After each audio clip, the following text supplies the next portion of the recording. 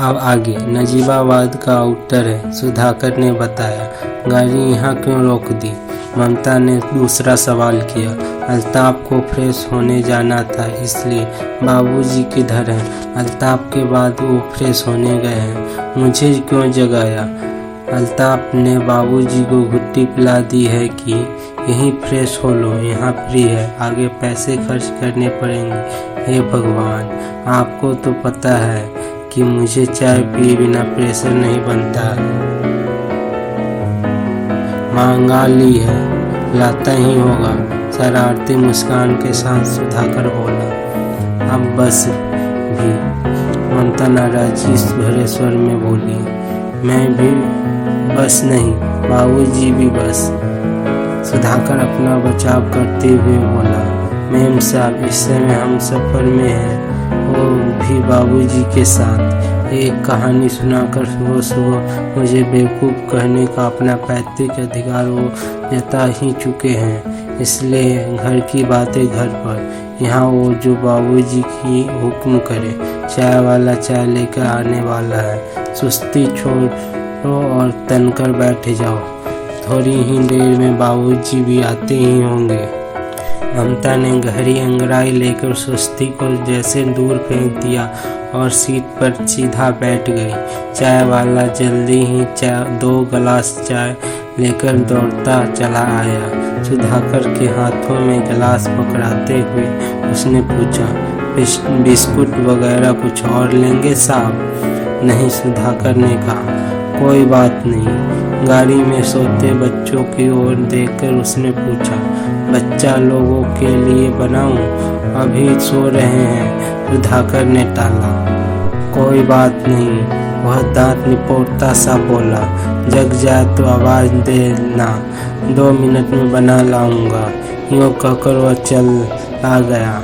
वो ये दोनों चाय पीने लगे। अल्ताफ चाय वाले के खोखे के पास खड़ी लकड़ी की बेंच पर ही बैठ गया था। ममता और सुधाकर ने अपनी अपनी चाय खत्म करके गिलास अभी नीचे रखे भी नहीं थे कि दादाजी आ गए। उनके हाथों में चाय के गिलास देखकर एकदम से बोले, अरे वाह, यहाँ भी ब्रेड टी मिल गई। जी बाबूजी, आपके आशीर्वाद से, ममता ने पाँव छूते हुए बोली। सदा सुखी रहो बेटा, दादाजी बोले। देर न करो, जल्दी जाओ, मैं इस बीच बच्चों को जगाता हूँ। बच्चे को सोने दीजिए बाबूजी, ममता ने कहा। ये लोग तो वैसे भी देर तक सोने के आदी है। देर तक सोने के आदी घर में है या सफ़र में? दादाजी सीखे स्वर में बोले।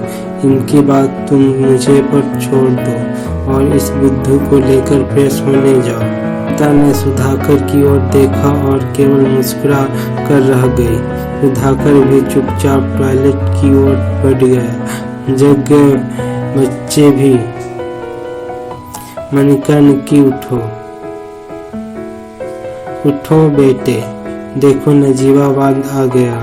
इसके चले जाने के बाद दादाजी ने सीटों पर पसरे पड़े बच्चों को जगाने के हिलाना शुरू कर दिया। नजीबाबाद, यहाँ से बद्रीनाथ कितनी दूर है दादाजी? थोड़ी बहुत। कुनक मुनक करने के बाद निक्की ने फुर्ती के साथ बैठते हुए पूछा। अब तो अभी दूर है, दादाजी बोले। तुम लोग फटाफट पेस्ट वगैरह से निपटो, दिन अभी निकल ही रहा है बेटे। देर करोगे तो टॉयलेट के बाहर लाइन लगनी शुरू हो सकती है। सफ़र के दौरान इन बातों का ध्यान रखना चाहिए। पहले आप हो आइए न दादाजी, मनिका अपनी सीट पर करवट बदलती बोली। जैसे ही आप आएंगे हम चले जाएंगे। अरे तू भी जग गई चुईया। गुड मॉर्निंग दादाजी, आलस से भरी आवाज़ में बोली। वेरी गुड मॉर्निंग बेटा, मैं तो हो आया। कुल्ला मंजन करके मुंह हाथ धोकर एकदम तैयार खड़ा हूँ तुम्हारे सामने, दादाजी बोले।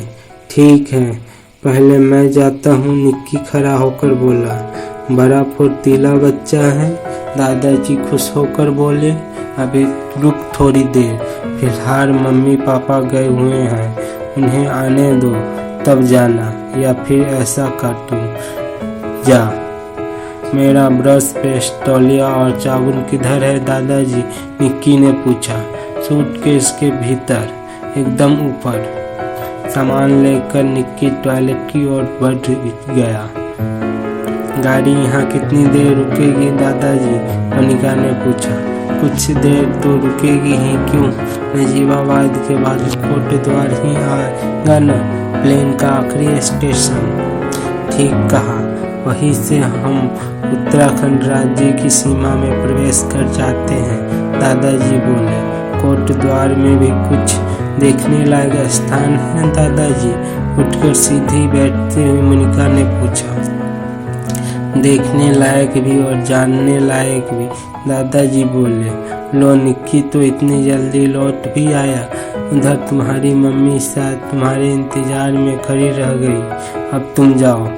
जाती हूँ, लेकिन मेरे आने तक भैया को आप कुछ नहीं बताएंगे दादाजी? मोनिका अधिकार पूर्वक बोली और टॉयलेट की ओर चली। दीदी तेरा ब्रश, पेस्ट। गाड़ी के निकट आकर निक्की ने सूटकेस को देखा और मोनिका का ब्रश उठाकर उसकी ओर बढ़ाते हुए कहा। मोनिका ब्रश लेकर आगे बढ़ गई। अल्ताफ अभी भी चाय वाले की बेंच पर बैठा था। वह दरअसल इन लोगों के पूरी तरह तैयार होने का इंतजार कर रहा था। दादाजी ने जैसे ही मोनिका को टॉयलेट से बाहर आकर ब्रश करके देखा, आवाज लगाकर 3 चाय ले आने का ऑर्डर चाय वाले को दे दिया। 2 मिनट में लाया बाबूजी।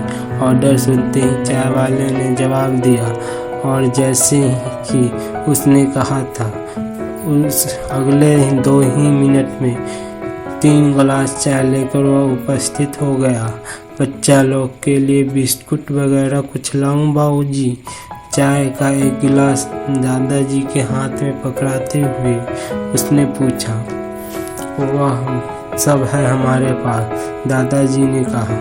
वैसे भी इतनी सुबह ये लोग कुछ खाएंगे नहीं। गाड़ी में पहले रखे चाय खाली गिलास को लेकर चाय वाला चला गया।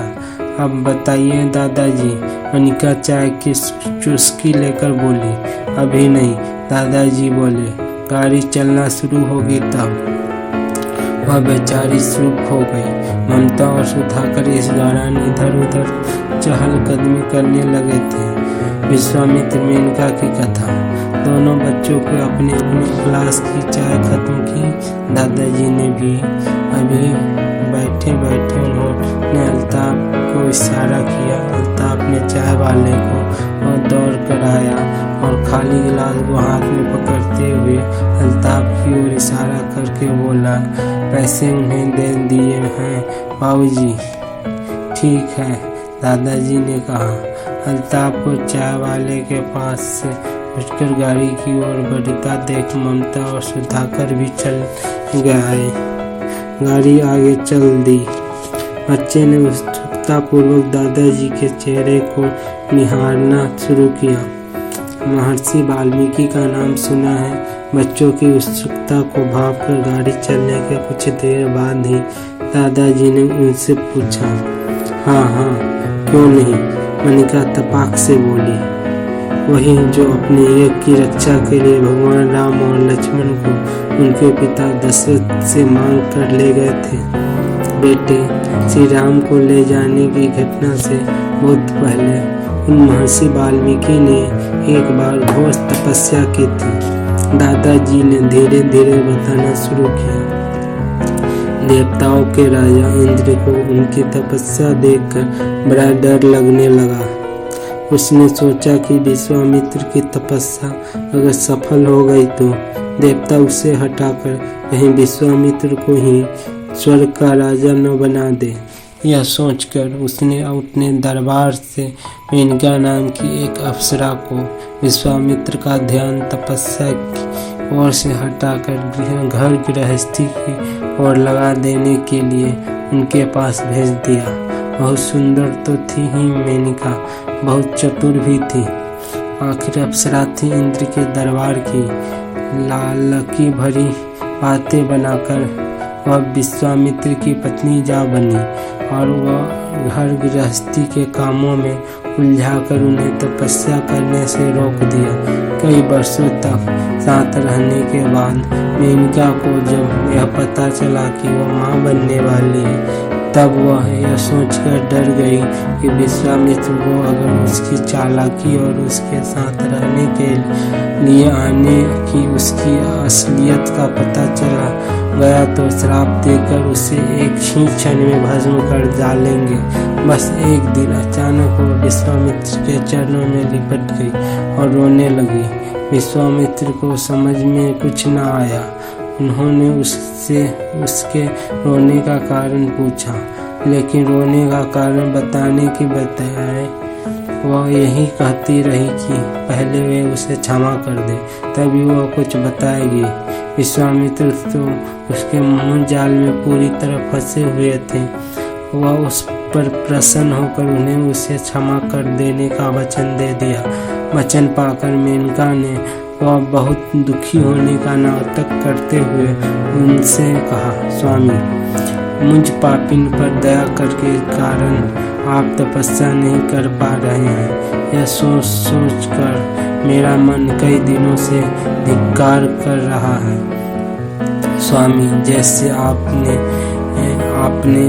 राज्य का मोह त्याग कर संन्यास ग्रहण किया था, मेरी प्रार्थना है कि वैसे ही मेरा मोह त्याग कर आप पुनः अपनी तपस्या में लग जाएं।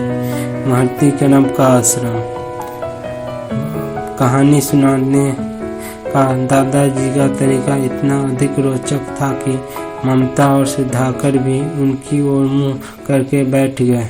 बेटे, आराम से ही चलाना गाड़ी। दादाजी अल्ताफ से बोले। आप बेफिक्र होकर कहानियाँ सुनाते रहिए बाबूजी, अल्ताफ ने कहा। हम लोगों को बातें सुनते और बातें करते हुए गाड़ी चलाने रहने की आदत बनी होती है। विश्वामित्र ने मेनका की इस बात को उसका महान त्याग समझकर उसे पूरी तरह क्षमा कर दिया। दादाजी ने आगे बताना शुरू किया। उनकी तपस्या को भंग करके अपना काम बड़ी चतुराई और सफलता से पूरा करके मेनका उनका आश्रम छोड़कर चली गई। कुछ समय बाद उसने एक सुंदर कन्या को जन्म दिया, जिसके लेकर वह इंद्रलोक जा पहुंची। फिर क्या हुआ दादाजी? निक्की ने पूछा। फिर लालन पालन के लिए इंद्र ने उस कन्या को धरती पर मालिनी नदी के किनारे आश्रम बनाकर रहने वाले उस समय के महान महर्षि कणव के आश्रम में भेज दिया। बड़ी होने पर वही कन्या शकुंतला कहलाई।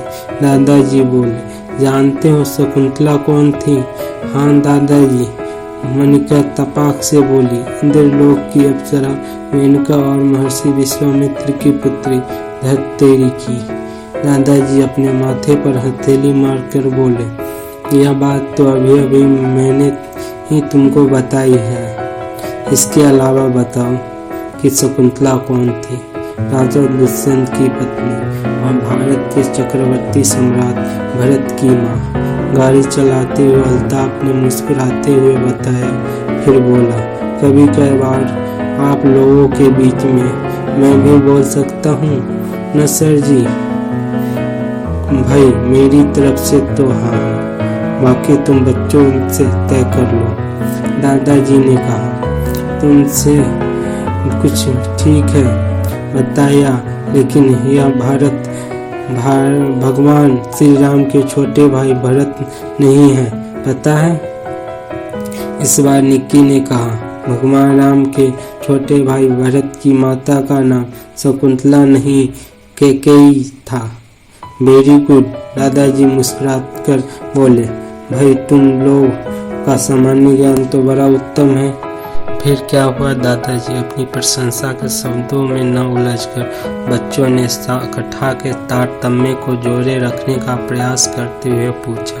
फिर जो हुआ वह बहुत लंबी कहानी है, दादाजी बोले। मैंने किस उद्देश्य से शकुंतला के जन्म की कहानी तुमको सुनाई है, उसे सुनो। मालिनी नदी और महर्षि कणव का आश्रम दोनों इस कोटद्वार क्षेत्र में ही है। मालिनी नदी को बहुत से लोग मालन नदी भी कहते हैं। इसी के आधार पर इस घाटी को मालन घाटी कहा जाता है। कहा जाता है कि अपने वीर पुत्र भरत को शकुंतला ने इस मालन घाटी में ही जन्म दिया था, और यह भी कि संस्कृत के महाकवि कालिदास ने अपने महान काव्य अभिज्ञान शकुंतलम की रचना इस मालिनी नदी के किनारे बैठकर ही की थी।